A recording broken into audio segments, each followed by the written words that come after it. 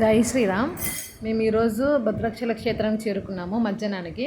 So భోజనం కోసం మేము అన్నదాన సత్రంలో వెయిట్ చేస్తుంటే మాకు ఒక స్పెషల్ మూమెంట్ అనిపించింది జీవితంలో. మేబీ ఇది మళ్ళీ రావచ్చు, అదృష్టం ఉంటే రామయ్య మళ్ళీ కలిగించవచ్చు మాకు. ఆ కనిపిస్తున్న రైస్ ఏదైతే ఉందో కొంచెం ఎల్లోయిష్గా కనిపిస్తున్న రైస్,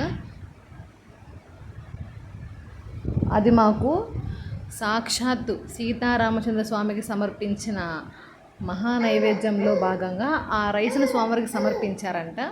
అది మాకు రావడం అనేది చాలా అంటే చాలా ఆనందంగా ఉంది. జై శ్రీరామ్. మేమైతే భద్రాచల క్షేత్రానికి రీచ్ అయిన తర్వాత గోదావరి నదికి అయితే వెళ్ళాము చూడ్డానికి అసలు ఎలా ఉంటుంది ఏంటి అని చెప్పని. సో అక్కడ నాకు వాటర్ చాలా బాగున్నాయి అనిపించిందండి. సో ఏంటంటే మా పిల్లలు ఇద్దరు బాగా ఎంజాయ్ చేస్తున్నారు. మా బాబు చూడండి ఏమంటున్నాడు, కొంచెం ముందుకు వెళ్దాం అంటున్నాడు.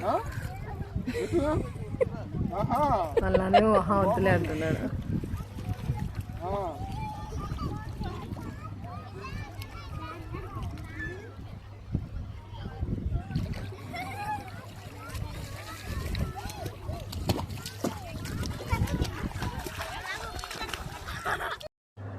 జై శ్రీరామ్.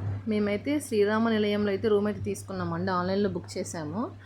కరెక్ట్గా వాటికి కొంచెం బ్యాక్ సైడ్ మనకి గోదావరి నది అనేది మనకి కనిపిస్తూ ఉంటుంది. మా పాప చాలా ఎక్సైట్ అవుతుంది దగ్గరికి వెళ్ళాలి అని చెప్పని. కాకపోతే స్టెప్స్ అనేవి చాలా ఉన్నాయండి. దీని తర్వాత మేము నెక్స్ట్ పార్ట్ ఎక్కడికి వెళ్ళామో చెప్తాను.